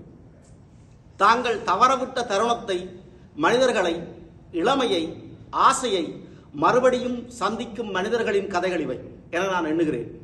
அத்தருணங்கள் சிலருக்கு அதுவாய் அமைகிறது, சிலர் அமைத்துக் கொள்கிறார்கள். அத்திரும்பி செல்லுதல் சில விடுகதை புதிர்களை அவிழ்க்கிறது, சில முடிச்சுக்களை போடுகிறது, ஓர் ஆறுதலை அல்லது வெறுமையை கதை மாந்தருக்கும் வாசகனுக்கும் அளிக்கிறது. இந்த தொகுப்பை படித்து முடிக்கையில் எனக்கு உடனடியாய் வந்த மனப்பதிவு இதுதான். இத்தொகுப்பின் பொது தன்மையாய் நாம் கண்டடைந்திருப்பதும் அதுவே. உண்மையில் நாம் கடந்த காலம் குறித்த ஏக்கங்களுடனேயே வாழ்கிறோம். தவறவிடப்பட்ட தருணம் ஒன்றை தவிப்புடன் அசைவோடும் விலங்குதான் மனிதன் எனும் மனப்பதிவு எனக்குண்டு. அதுவும் புலம்பெயரிகளிடம் அது இன்னும் பெருப்பிக்கப்பட்டு நிலம், வாழ்வு, மொழி, உறவுகள் என பல்வேறு காரணிகளை காட்டி அவ்வேக்கமானது காவியத்தன்மைக்கு மாற்றப்பட்டிருக்கிறது. உண்மையில் நாம் ஏங்குவதாக சொல்லிக் கொண்டிருக்கும் அல்லது நம்பிக்கொண்டிருக்கும் எதுவும் அதே அர்த்தத்துடனும் ஆழத்துடனும் இயல்பு வாழ்வில் அணுகப்படக்கூடியவையா என்பதில் எனக்கு கேள்விகள் உண்டு. நினைவக்கத்தை சந்தைப்படுத்த வேண்டுமானால் முடியலாம். உதாரணத்திற்கு, தமிழ் கடையில் கட்டி தொங்கவிடப்பட்டிருக்கும் வாழைக்குலையிலிருந்து நாம் வெட்டித்தரச் சொல்லி கேட்பது எதை? வாழைப்பழச் சீப்பையா? அல்லது நாம் பிரிந்து வந்த நிலம் பற்றிய ஏக்கத்தின் ஒரு பகுதியையா? ஆக உண்மையில் இங்கே அதிக விலைக்கு விற்கப்படுவது நம் நிலம் பற்றிய நினைவுகள் தான். நாங்கள் சப்பு கொட்டியபடி பின்கரியரில் சந்தைக்கு கொண்டு போன இடைப்பழம் படுத்த வாழைக்குலையை நினைத்தபடி ஏங்குவதாக பாசாங்கு பண்ணுகிறோம். ஆனால் நீண்ட காலம் கழித்து திரும்பச் செல்லுகையில் நாம் எண்ணி எண்ணி ஏங்கிக் கொண்டிருந்த நிலம் நம்மிலிருந்து விலகி நீண்ட தூரம் சென்றிருப்பதை நம்மில் அநேகர் உணர்ந்திருப்போம். நாமே ஊரில் வெக்கை கூடிவிட்டதென்று கம்ப்ளைண்ட் பண்ணியபடி திரும்பவும் புலம்பெயர் நாட்டிற்கே வந்து விடுவோம். அப்படி தாம் தவறவிட்ட தருணம் ஒன்றை திரும்ப தரிசிக்கும் சாத்தியம் வாய்க்கப்பெற்ற தேவகாந்தனின் கதை மாந்தர்கள் வாசகனுக்கு புதிய அனுபவங்களை திறக்கிறார்கள். நான் இணையம் அறிமுகமான புதிதிலிருந்து என்னுடைய பால்யகால நண்பன் ஒருவனை தேடுவதை வழக்கமாக கொண்டிருந்தேன். கிளிநொச்சி மத்திய கல்லூரியின் பெண்ணாம்பெரிய இலுப்பை மரத்திற்கு கீழே டீச்சருக்கு மட்டுமே மேசையும் கதிரையும் இருந்த திறந்த வழி வகுப்பறையில் பள்ளிக்கூடத்தின் முதல் நாள் முருகப்பிள்ளை டீச்சரின் கண்டிப்பான முகத்தினாலும் விஜய் டீச்சரின் கனிவான முகத்தினாலும் கூட கட்டுப்படுத்திவிட முடியாதபடிக்கு அழுது கொண்டிருந்த 60 சொச்சம் குழந்தைகளில் எங்கள் இருவரது கண்களும் இருந்தன. அந்த அழுகையினோடு ஆரம்பமான நட்பு அது பின்பொரு இடப்பெயர்வினால் பிரிந்தது. பிறகு அவன் வெளிநாடு போனான் என கேள்விப்பட்டேன். ஆனாலும் மனம் அந்த நண்பனுக்காக ஏங்கிக் கொண்டிருந்தது. நீர்வழி தடத்திலிருந்தும் நிரம்பாத பள்ளம் போன்று அந்த ஏக்கம் என்னோடு வாழ்ந்து வந்தது. கிட்டத்தட்ட 2 தசாப்தங்கள் கழித்து நான் கனடா வந்த புதிதில் ஃபேஸ்புக்கில் அவனுடைய பெயரை கண்டுபிடித்தேன். பெயர் மட்டும்தானா, ஆளும் அவன்தானா என்றறிய நான் அவனுக்கு ஒரு மெசேஜ் அனுப்பி வைத்தேன். பதில் வந்த தருணம் நினைவிருக்கிறது. அப்படி ஒரு ஆசுவாசம் இருந்தது. அவனுக்கும் அப்படித்தான் இருந்ததாக சொன்னான். இருவரும் கொண்டாட்டத்துடன் ஒருவரை ஒருவர் விசாரித்துக் கொண்டோம். சில பழைய நினைவுகள், பட்டப்பெயர்கள், பால்யத்தின் காதலிகள், தோழர்களின் பெயர்கள் மீட்கப்பட்டன. அவ்வளவுதான். அதற்கு மேல் பேச ஒன்றுமில்லை. வறுமை. எனக்கு ஆச்சரியமாயிருந்தது. 20 வருடங்களாக இவனை தேடி இருக்கிறேன். ஆனால் ஏன் இந்த வறுமை என்று? காரணம் இன்று வரைக்கும் சரியாக பிடிபடாத ஒன்றுதான். நீண்ட பிரிவு, வெவ்வேறு திசை வழியில் நிகழ்ந்த பயணங்கள், புதிய தோழமைகள், இப்படி ஏதாவது ஒன்று காரணமாயிருக்கலாம். ஆனாலும் நான் அவனை சந்தித்திராவிட்டால் இப்போது வரைக்கும் நான் அவனை தேடிக்கொண்டிருந்திருப்பேன் என்பதை மட்டும் இதோ இந்த கணம் வரை நான் உறுதியாக நம்புகிறேன். நாங்கள் கடந்த காலத்தில் தொலைத்த ஏதோ ஒன்றுக்காக ஏங்கிக் கொண்டே இருக்கிறோம். ஆனால் அதனை நிகழ்காலத்தில் சந்திக்கும் போதுதான் விட்ட இடத்திலிருந்து மறுபடியும் அப்படியே தொடங்க முடியாதென்கிற பேருண்மை உரைக்கிறது. இப்போது எனக்கு இருக்கும் 5000 ஃபேஸ்புக் நண்பர்களில் அவன் ஒருவன். அவ்வளவுதான். என்னால் நீர்வழித்தடத்தின் பள்ளத்தை நிரப்ப முடியவில்லை, அல்லது என் மனம் விரும்பிய வகையில் அது நிரம்பவில்லை. நான் ஒருபோதும் விட்ட இடத்திலிருந்து தொடங்க முடியாது என்பதை வாழ்க்கை எனக்கு சொல்லித்தந்த அனுபவம் அது. ஆனால் அத்தருணத்தை திரும்பிச் சென்று தொடும் கணம் வரைக்கும் நம்முடைய மனம் விட்ட இடத்திலிருந்து தொடங்கிவிடலாம் என்றுதான் நம்ப விரும்புகிறது. அந்த நம்பிக்கையின் விசையினால் தான் நம் வாழ்வு செலுத்தவும் படுகிறது. தேவகாந்தனின் இந்த கதைகள் ஒரு பூடகமான மொழியாளுகையை கொண்டிருக்கிறது. வாசகன் இட்டு நிரப்புவதற்கும் ஊகித்தறிவதற்குமான இடைவெளிகளும் தருணங்களையும் இக்கதைகள் நெடுகிலும் உண்டு. சில கதைகளின் முன்பான தருணங்களை வாசிப்பவன் இட்டு நிரப்ப வேண்டியிருக்கிறது. சில கதைகளில் பின்பான தருணங்களை வாசிப்பவன் இட்டு நிரப்ப வேண்டியிருக்கிறது. ஒரு வகையில் வாசகனே பிரதியை முழுமையுறச் செய்கிறான் என்பதால் அது அலாதியானதொரு வாசிப்பு அனுபவமாக மாறுகிறது. உண்மையில் கதைகள் அதற்காகவும் தானே எழுதப்படுகின்றன. கதைகளில் என்னை போல் ஒருவனை பார்க்கும் போதும் எனக்கு நிகழ்ந்தது இன்னொருவனுக்கு நிகழும் போதும் நாம் அப்பிரதியை மேலும் நெருங்கி செல்கிறோம். நம்முடைய வாழ்வின் ஏக்கமாய், ஆசையாய், துக்கமாய், மகிழ்வாய் இருந்த ஏதோ ஒன்றை பிரதியில் காணும் போது அது நமக்கின்னும் அணுக்கமானதாய் மாறுகிறது. இச்சிறுகதைகளின் பூடகமான மொழி தேவகாந்தனின் சிவகாமியும் சிதம்பரனும் என்னுடைய சிவகாமியும் சிதம்பரனுமாயிருக்க தேவையில்லை என்கிற சாத்தியத்தை ஏற்படுத்துகிறது. அச்சாத்தியம் இக்கதைகளை வேறொரு தளத்திற்கு நகர்த்துகிறது. அந்த நகர்வை தன்னுடைய இக்கதை சொல்லல் உத்தியால் தேவகாந்தன் சாத்தியப்படுத்துகிறார்.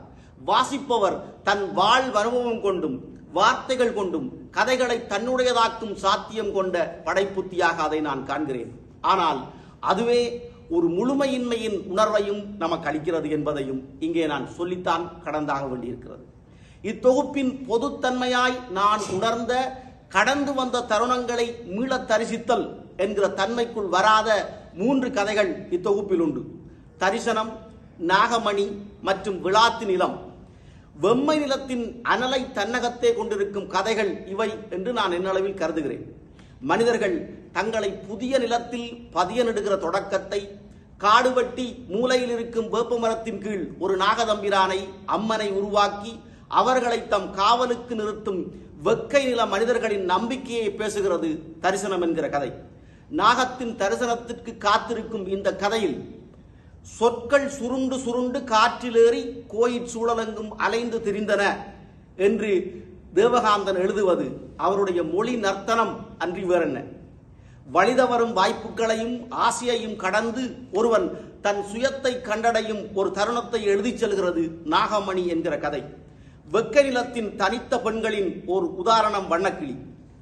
அவளது ஓர்மமும் ஆசையும் நீதி உணர்வும் கோபமும் நம் அம்மம்மாக்களிடம் இன்னும் வெம்மை நிலப்பெண்களின் ஆக்ரோசமான அன்றாடங்களின் உள்ளுறைவு.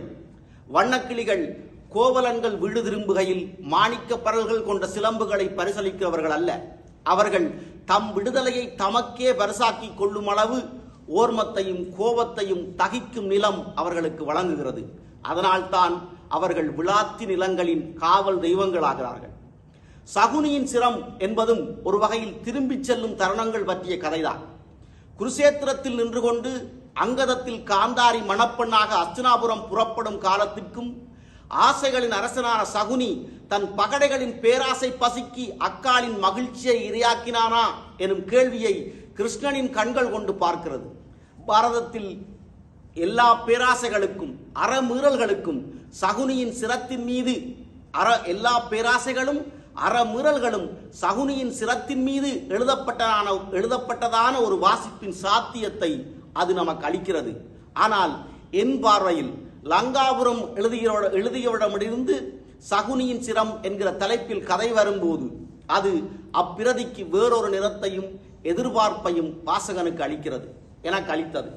அக்கதைக்குள் சமகாலத்தை இணைக்கும் புள்ளிகளும் பிரதியிடல்களும் எவை என வாசக மனம் அவாவுவதை தடுக்க முடியவில்லை. அப்படி எதுவும் இல்லை என்பதும் பாரதத்தின் சகுனியை வேறொரு கண் கொண்டு எழுதி பார்க்கும் முயற்சிதான் இப்பிரதி என தெரிகையில் ஒரு விளக்கம் இருக்கத்தான் செய்கிறது.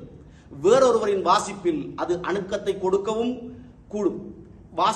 வாசிப்பவருடையதும் தானே சொற்கள். மனிதனின் வாழ்வை செலுத்தும் மிகப்பெரிய விசை என்ன? பிழைத்திருத்தலா, எதிர்காலம் குறித்த அச்சமா, ஆசையா? ஆசைதான் என்பது என் கட்சி. நாம் திரும்பிச் செல்ல விரும்புகிற வாழ்வின் தருணம் என்பது என்ன? நிறைவேறாமல் இருக்கும் ஆசைதான் அல்லவா? அடைய முடியாமல் இருக்கும் போதான அதன் கனமும் அடைந்த பிறகான அதனுடைய வெறுமைக்கும் இடையில் உழல்வதுதானே வாழ்வின் ஓட்டம். தேவகாந்தன் இக்கதைகளில் எழுதி பார்த்திருப்பது அதைத்தான். உங்களிடம் வாழ்வின் ஒரு தருணத்தை பின்னோக்கி செலுத்தும் ஆளி ஒன்றை சொற்களின் வழி அவர் தருகிறார். புழுக்கம் நிறைந்த இரவில் கூரையில் கொட்டும் மழையாலும் கரைக்க முடியாத கடந்த காலத்தின் நினைவுகளை திறந்து கொண்டு வெளியேறும் மன உறுதி நம்மிடம் உண்டா என எம்மையே கேட்கிறார். தேங்குவதும் திறப்பதும் வெளியேறுவதும் வாசகனின் பாடு. நன்றி. நல்ல உரை, நல்ல குரல், தெளிவான இது. ஆனால் பொறுப்பை வாசகர்களின் பொறுப்பு தலையில் மட்டும் போட்டுட்டு போயிட்டதாக இந்த 2 நூல்களின் வெளியீட்டு நிகழ்வு இப்பொழுது எஸ்கே விக்னேஸ்வரன் வெளியிட்டு வைக்க அதன் முதல் பிரதியை பெற்றுக் கொள்வதற்காக காலம் இதழாசிரியர் செல்வம் அவர்களை அழைக்கின்றேன்.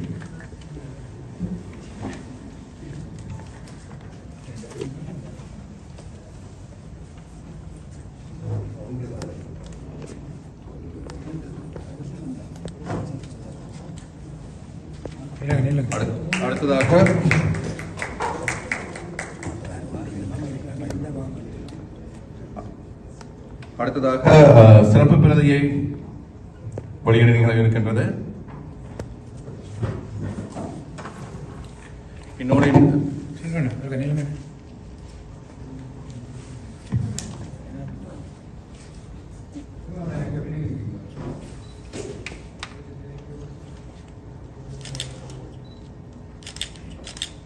பிரதியை பெற்றுக் கொள்வதற்காக தாய்வழி ஆசிரியர் PJ திலீப்கர் அவர்கள் அவர் இன்று வர முடியாத வகையால் அவருக்கு பதிலாக அந்த பிரதிகளை பெற்றுக் கொள்வதற்காக புரளி பதிப்பகத்தைச் சேர்ந்த எழுத்தாளர் அகிலன் அவர்களை அழைக்கின்றேன்.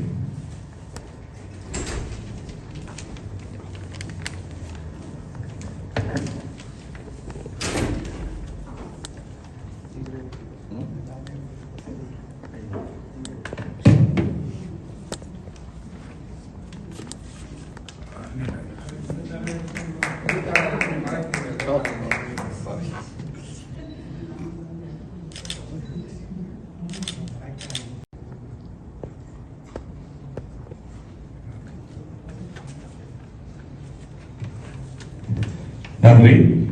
இவற்றைத் தொடர்ந்து இந்த நூல் குறித்த உரையாடல்கள் நிகழ இருக்கின்றன. அதற்கு முன்னதாக நூலாசிரியர் 2 நூல்களின் ஆசிரியர் தேவகாந்தன் அவர்கள் ஒரு குறிப்புரை இப்பொழுது வழங்க இருக்கின்றார். அனைவருக்கும் வணக்கம்.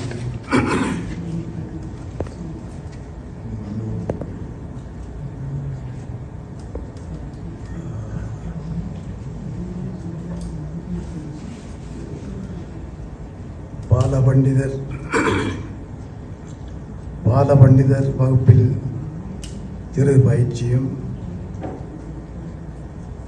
பண்டிதர்கள் வித்துவான்களிடம் பள்ளிக்கல்வியும், சிலபோது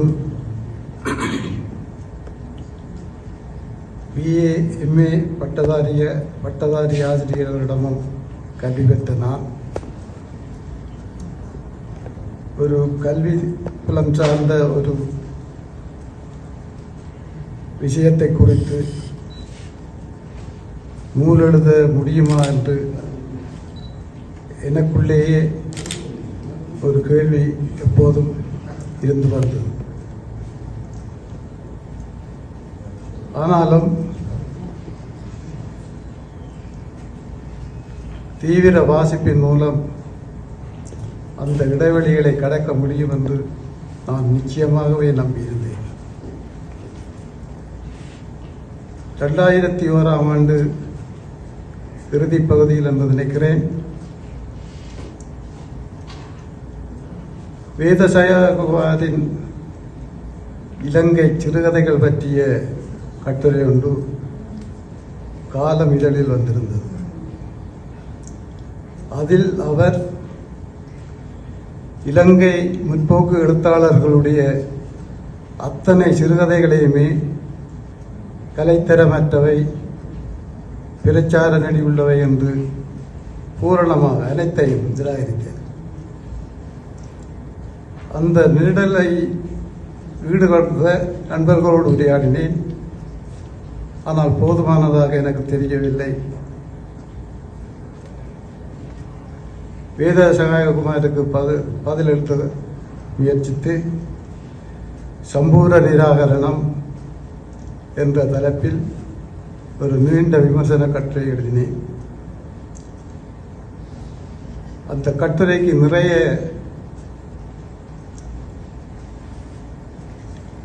கருத்துக்கள் வெளிவந்தன. ஜெயமோகன் கூட நாகரிகமாக எழுத்து முறையில் போரிட்ட கட்டுரை என்று அதை சொல்லியிருந்தார். எனக்குள் ஒரு நம்பிக்கை வந்தது, விமர்சன ரீதியாக என்னுடைய கருத்துக்களை நான் முன்வைக்க முடியும் என்று. இரண்டாவதாக குமுதம்.com யாழ்மணம் என்ற பகுதியை நடத்தி கொண்டிருந்த காலத்தில், அதுவும் ஏறக்குறைய 2000களில் தான் ஈழத்து நாவல் இலக்கியம் என்ற தலைப்பில் ஒரு தொடர் கட்டுரை எழுதினேன். அந்த கட்டுரைக்கும் வார வாரம் இணையத்தில் வந்தபோது மிகுந்த பாராட்டுகள் இருந்தன. எனக்கு படைப்பிலக்கியத்தை விட விமர்சன ரீதியாகவும் ஆய்வு ரீதியாகவும் எழுத முடியும் என்ற நம்பிக்கை வந்தது. மூன்றாவதாக கனடா வந்த பின்னர் டொரண்டோ தமிழ்ச் சங்கத்தின் நாவல் இலக்கிய கூட்டத்தில் தமிழ் நாவல்கள் குறித்த ஒரு கட்டுரை வாசித்தேன். தொடர்ந்து விவேகானந்தனுடைய நாவல்களை குறித்தும் ஆய்வு கட்டுரை எழுதி வாசித்தேன். இவை எனக்கு நம்பிக்கையை தந்தன. என்னால் முடியும் என்று நிச்சயமாகவே மறுபடியும் நான் நம்பினேன். அதன் விளைவுதான் இலங்கை தமிழ் நாவல் இலக்கியம். இலங்கை தமிழ் நாவல் இலக்கியத்தை, அதன் வரலாற்றை குறித்து பேசுபவர்கள் எவரும், எழுதுபவர்கள் எவரும் அதனுடைய போதாமைகளை குறிப்பிடாமல் இருந்ததில்லை இதுவரை. விமர்சன ரீதியாக, ஆய்வு ரீதியாக இலங்கை நாவல்கள் குறித்த ஆக்கங்கள், ஆய்வு ரீதியான கட்டுரைகள் மிக மிக குறைவு என்பதை அவர்கள் ஒப்புக்கொள்கிற நேரத்தில் அதற்கான எந்த முயற்சியும் கல்வி புலத்திலிருந்து பெரிதாக தோற்றப்பட கொள்ளவில்லை. இதை நான் எழுதும்போது நம்பிக்கை இருந்தாலும் பழைய தடத்திலேயே சென்று கொண்டு இருப்பது போல என்னுடைய எழுத்தை நடத்த நான் விரும்பவில்லை. எனக்குள் இருந்த கேள்விகளை நிச்சயமாக நான் முன்வைக்கவே விரும்பினேன். அது சில வேளைகளில் கல்விப்புலம் சார்ந்த ஆய்வு ரீதியான முடிவுகளை மறுதளிப்பதாக இருந்தாலும் நான் தயங்காமல் அதை வெளிப்படுத்தவே முயன்றேன். இந்த நூலில் நான் நூலிலேயே குறிப்பிட்டிருப்பது போல இது விவாதத்துக்கும் விமர்சனத்துக்கும் உரிய அம்சங்களை கொண்டிருக்கிறது. அதுபோல இங்கு குறிப்பிட்டபடி போதுமான அளவுக்கு சில இடங்கள் விளக்கமாகவும் இல்லை என்பதை நான் இப்போ உணர்கிறேன். இவற்றை இனியொரு பதிப்பில் நிச்சயமாக செய்வேன் என்பதை தெரிவித்துக் கொள்கிறேன். இன்னும் நிறைய சொல்லக்கு இருந்தது, ஆனால் போதுமான நேரம் இல்லாதபடியால் இத்துடன் முடித்துக் கொள்கிறேன். என்னுடைய குறிப்புரையை தொடர்ந்து இது நன்றியுரையாக ஏற்றுக்கொள்ளுங்கள். முதலாவதாக தேடகம் நண்பர்கள் திரு பாகா ஜெககரன், திரு மயில் மற்றும் கிருபா ஆகியோருக்கு என்னுடைய நன்றிகளை தெரிவித்துக் கொள்கிறேன். இந்த கூட்டத்தில் உரையாற்ற அழைத்த போதும் மறுப்பின்றி சம்மதித்த மதிப்புக்குரிய திருமதி மைதிலி தயாநிதி அவர்களுக்கும் திரு அருள்மொழிவர்மனுக்கும் திரு அகிலன் அவர்களுக்கும் தலைமை வகிக்க சம்மதித்த திரு எஸ்கே விக்னேஸ்வரன் அவர்களுக்கும் இங்கே பெருந்திரளாக கூடியிருக்கும் சபையோருக்கும் என்னுடைய நன்றிகளை தெரிவித்துக் கொள்கிறேன். நன்றி, வணக்கம். அது ஒரு சந்தர்ப்பமானது. ரெண்டால் அகிலன் பேச சொன்ன மாதிரி எங்கள் மத்தியில் வாழுகிற ஒரு பழம்பெரும் ஞான ஒரு 2000 ஆண்டு ஆகஸ்ட் மாதம் 15ஆம் தேதி பார்த்தேன்.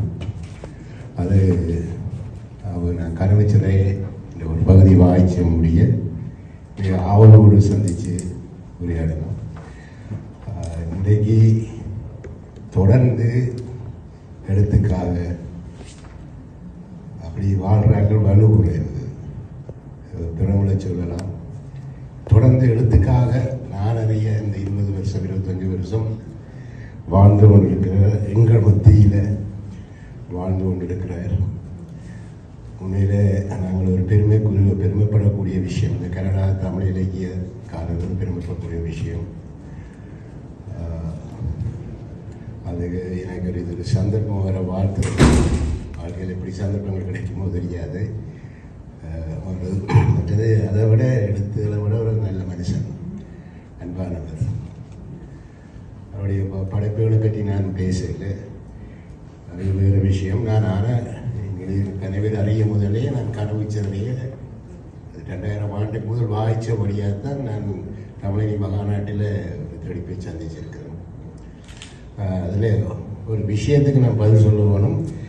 தேவசாயகுமார் 2001ஆம் ஆண்டு குமாரமூர்த்தி இறந்ததுக்கு ஒரு சிறப்புதல் செய்ய தான் அந்த கட்டுரை எழுதினவர்.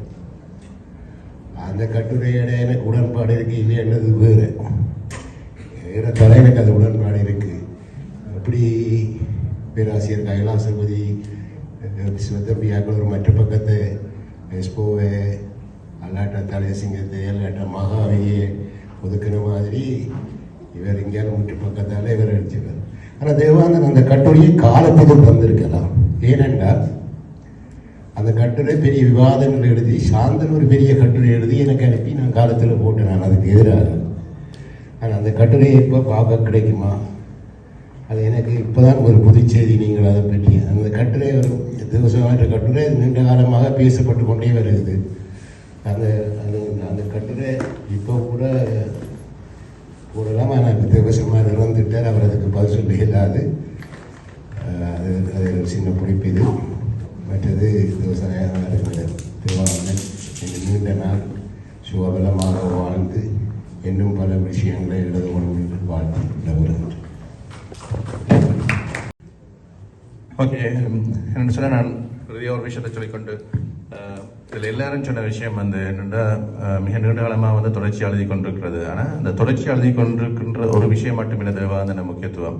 தேவானந்த படைப்புலகம் அகிலன் நினைக்கிற அதை சரியாக சொன்னார். ஒரு யானை, அந்த யானை வந்து என்ன சொல்லி சொன்னால் தேவானந்த பெரிய பலம் வந்து அவற்ற நாவல்கள், அந்த 12 நாவல்கள். அந்த 12 நாவல்களில் நாங்கள் வந்து ஒவ்வொரு நாவலை கிளாசிக் அப்படி இப்படி வந்து வெவ்வேறு விஷயங்கள் நாங்கள் சொல்லி கொண்டிருக்கிறோம். தேவானந்த 12 நாவல்களை நீங்கள் வந்து பார்க்கணும். அதில் ஸ்பெஷலி கனவுச்சரியாக இருக்கலாம், மற்றது யுத்தத்தின் முதலாவது அதிகாரமாக வந்திருக்கலாம்,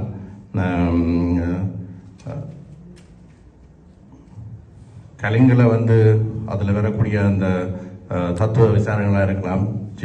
தேவானந்தன் வந்து செய்த போன அந்த எல்லைகள் வந்து தமிழ் நாவல் எழுத்தாளர்களில் வந்து பெரிய ஒரு இல்லை. நாங்கள் இன்றைக்கும் வந்து இதுலேயும் நான் பார்த்தேன்னா வந்து நாங்கள் வெவ்வேறு இந்திய எழுத்தாளர்களை சுட்டி காட்டி அவர்கள் அப்படி குறிப்பிட்டார்கள், இவர்கள் அப்படி குறிப்பிட்டார்கள் தான் நாங்கள் வந்து காய்த்து கொண்டிருக்கிறோம். உண்மையாக தேவானந்தன் அந்த நாவலில் வாசித்து அதை வச்சு காய்ச்சி பார்க்குறதுல தான் உண்மையாக ஒரு அந்த பரப்பு தெரிய வரும்னு சொல்லி நான் நினைக்கிறேன். கனவச்சர் அவற்றை பாத்திரங்கள் மிக முக்கியமாக வந்து தேவானந்தன் பெண் பாத்திரங்கள் மிக உறுதியானவர்கள். மிக உறுதியானவர்கள் மட்டுமில்லை, மிக தெளிவான எந்த விதமான போலித்தனம் இல்லாத வந்து பெண் பாத்திரங்கள்.